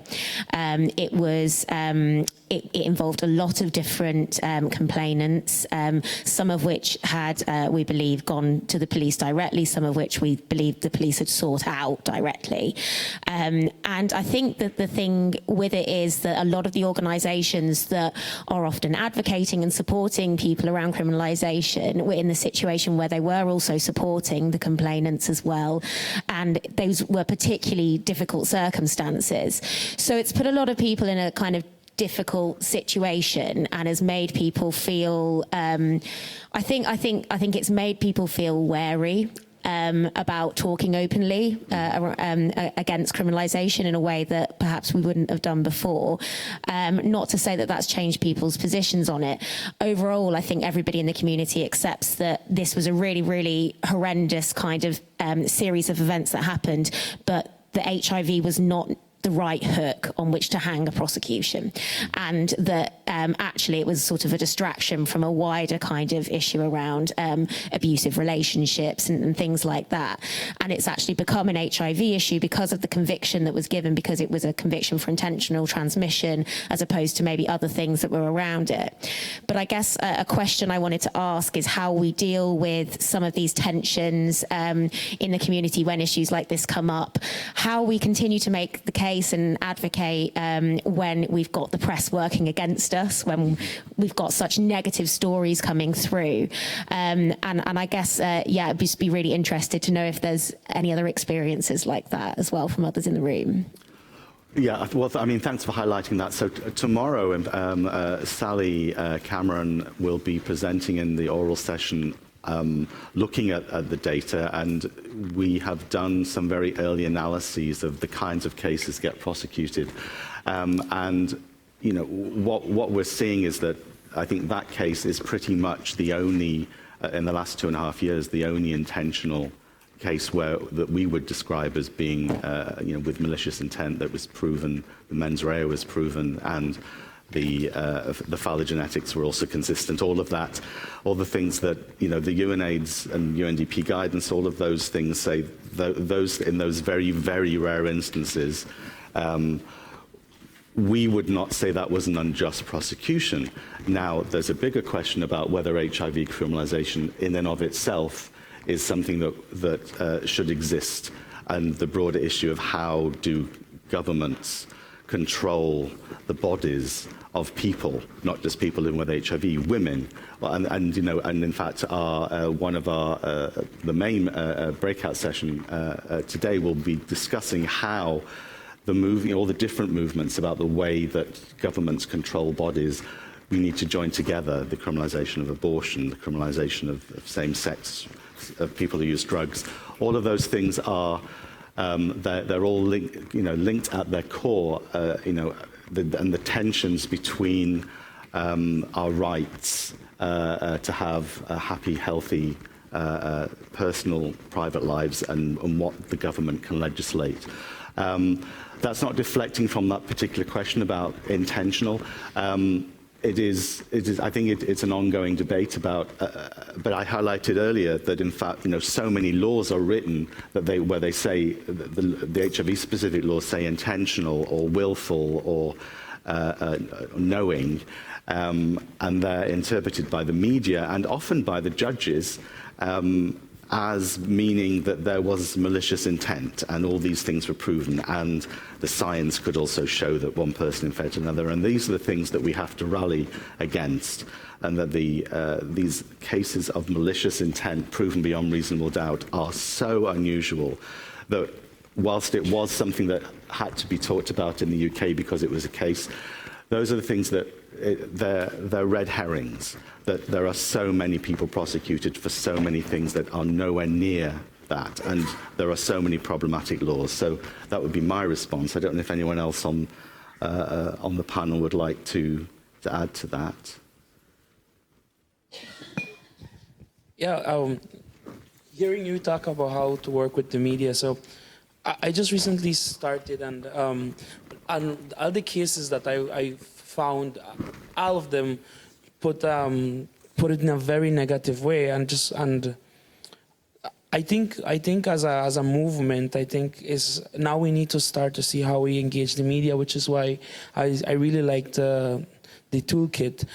I could probably give an example of how bad the media is in Latin America. A case of criminalization in Paraguay, a man had infected 7 women. So allegedly, wasn't it? Allegedly. Yes.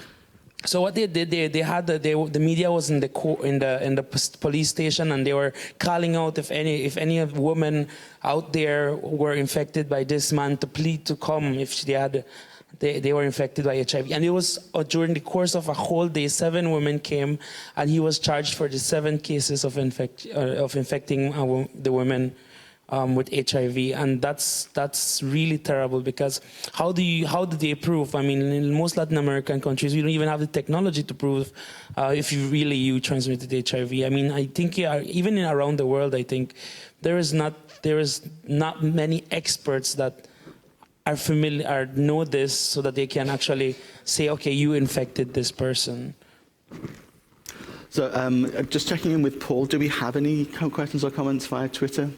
Well, it's probably because they're not awake yet. Mostly would be people in North America. Okay. We should all start. Well, in fact, the criminalization of adultery is one of the things I think is also part of this discussion. Looks like Marama has there's lots of people with hands up. So we have 5 more minutes before we go to coffee break. So would you like to go ahead, please? My name is Natalia Sitarenko. I'm from Russia. Sorry, my English is not so good as my Russian, and Sveta helped me. I have been working with the Eurasian Women's Network on AIDS, and I tell you about situation in Russia now. С 1997 года в Российском уголовном кодексе существует статья, предусматривающая ответственность за попытку заражения ВИЧ и за заражение ВИЧ. Since 1997, in Russian Federation, we have an article specific to HIV transmission. И за 11 лет уже было наказано в рамках этой статьи 900 человек. За 11? За 11. During the момента. С 97 года 900 Since человек. 1997, it's сколько? 900. 900? Около 900, oh my God. да. 900 people living with HIV were prosecuted under this article. 900? Yes. Wow. И половина из них была наказана за попытку заражения. And half of them were prosecuted only for the attempt and putting at for risk. potential or perceived exposure. Даже не за заражение. At risk, not. Yes, potential exposure, yeah, not. Potential, Yeah. yeah. И как это повлияло на то, что в моей стране более 1 миллиона человек живет с ВИЧ сегодня, And how it's непонятно. influenced that in Russia now more than 1 million people living with HIV. Данные из отчета, который мы подготовили с ЕЖСС в прошлом году, будут представлены в Женеве. Эти кейсы вошли в альтернативный отчет в Комитет против пыток ООН от сообщества ЛЖВ. The data we got during doing HIV criminalization scan in Eastern Europe and Central Asia. These cases will be included in our shadow report submitted to UN Convention Against Torture. So it's first time when people living with HIV submitted this part of issues for community in to UN treaty body against torture. Я присутствовала в рабочей группе, которая готовила этот отчет, и тема криминализации сразу была выбрана как одна из приоритетных. I was part of the working group for this committee, and criminalization issues was prioritized as a very important topic. Потому что мы видим, что сейчас каждый месяц в СМИ публикуется информация о новых случаях уголовного преследования ЛЖВ в рамках этой статьи. Мы считаем, что это только вредит сообществу и ухудшает ситуацию. We conserve almost every month in Russia. There are new articles on publication in mass media about the prosecution of people living with HIV for HIV transmission. And for us, it's very alarming situation for people living with HIV in general. И мы надеемся, что комитет вынесет рекомендацию в пользу сообщества ЛЖВ и укажет государству на то, что чрезмерное преследование вредит передаче ВИЧ.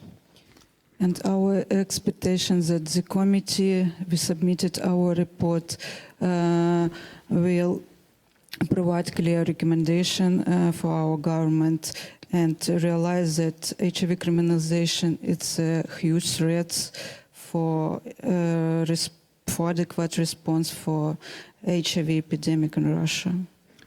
So thank you so much for your work, for highlighting the problems and also the advocacy that you're doing. We now know how much of a problem HIV criminalization is in Russia. The fact that it could be seen as cruel and unusual punishment, I think, is a really important advance in how to see it as a human rights issue.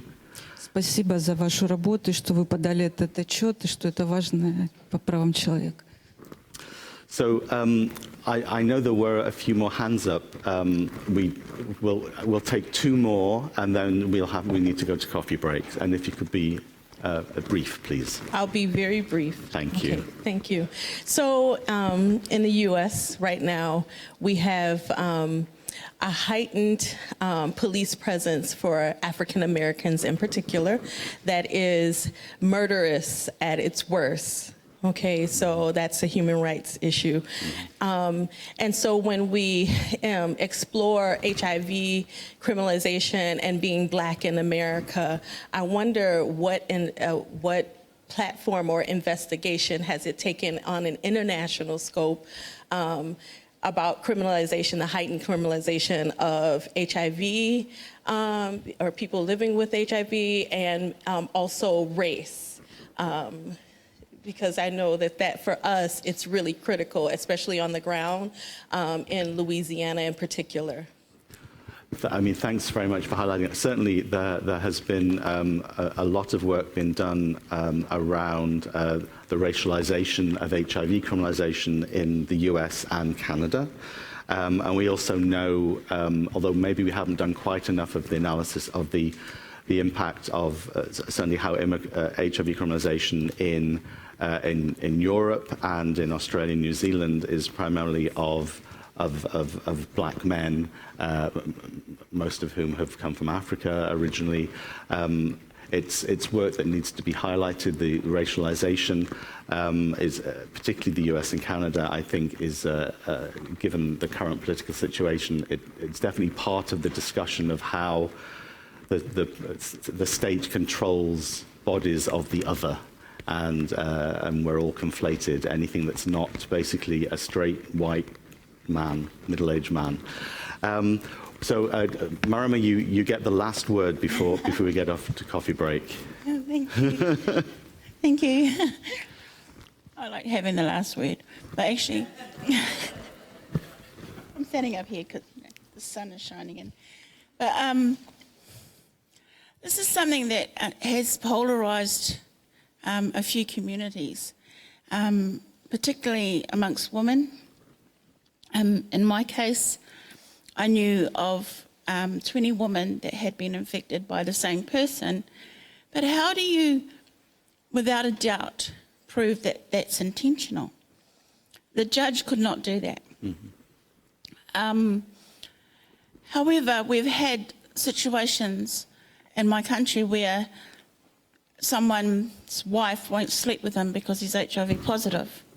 So he thought if he infected her deliberately, she would. So, you know, there's these sorts of, there's a grey area. There's no one size fits all. There's no one answer for all. And I think like I really support, I was just going to go into my language, but support what Edwin was saying is that there's 1%, that there's someone out there that is psychologically, and that's something I didn't get a chance to talk about before, is that I often wonder where the person who, in my situation, where he was psychologically, what state of mind was he in? Did he think he was actually hurting anybody? Mm-hmm. Did he even know that he was? You know, these are the sorts of things. And yet I've known people who haven't disclosed their status, who are living in fear of someone from their past coming forward and saying, you slept with me in 2008 and I'm going to charge you now.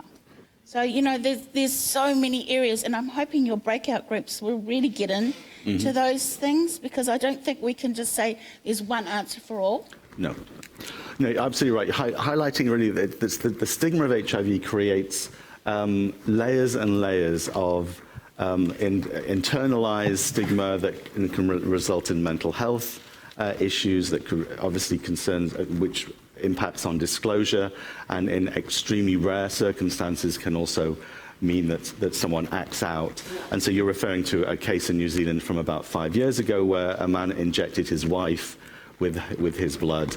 That's one of the other very rare intentional cases that we know of.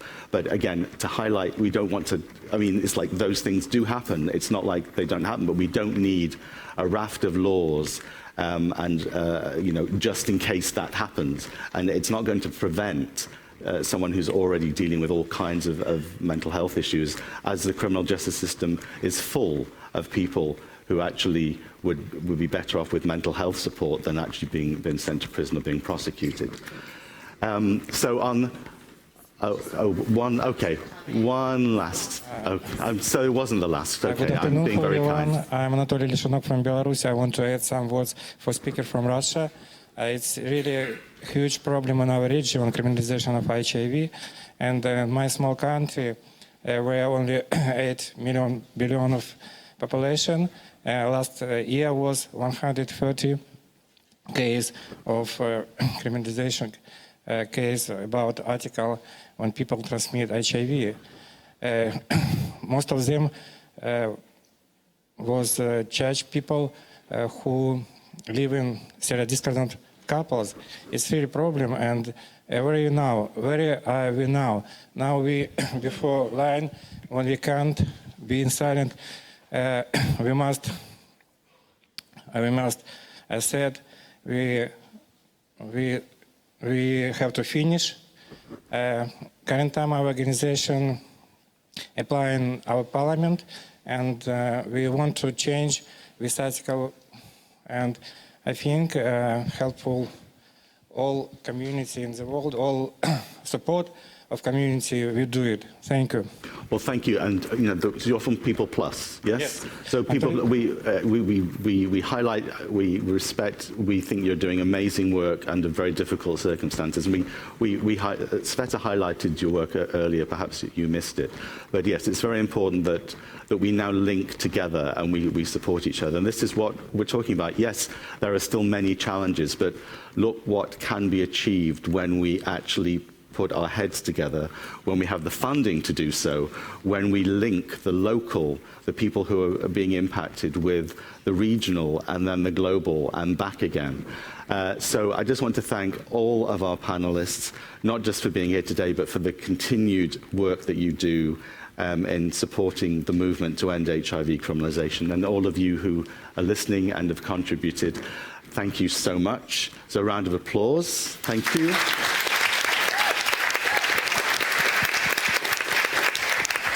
So in order to stay on time, the coffee break was going to be 20 minutes. It's now going to be 15. And Plenary 2, an amazing plenary. You won't believe the people that we've got to talk about how we use science and our advocacy, and then looking at feminist perspectives on HIV criminalization. So thank you very much. Thank you.